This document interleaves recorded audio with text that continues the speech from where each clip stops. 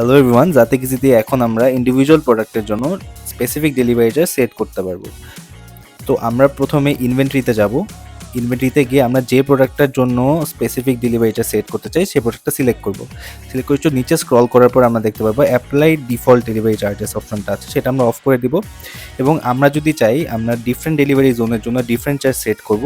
As example আমি গাজীপুরের জন্য সেট করতে চাচ্ছি 100 টাকা, তো আমি এখানে 100 টাকা দিব।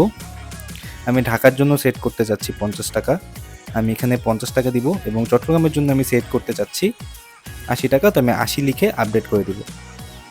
জিনিসটা চেঞ্জ হয়ে যাবে এবং এই এরিয়াগুলোর বাইরে যদি কেউ অর্ডার করে সেটা 150 টাকা আসবে, যেটা আমি ডিফল্টে সেট করা।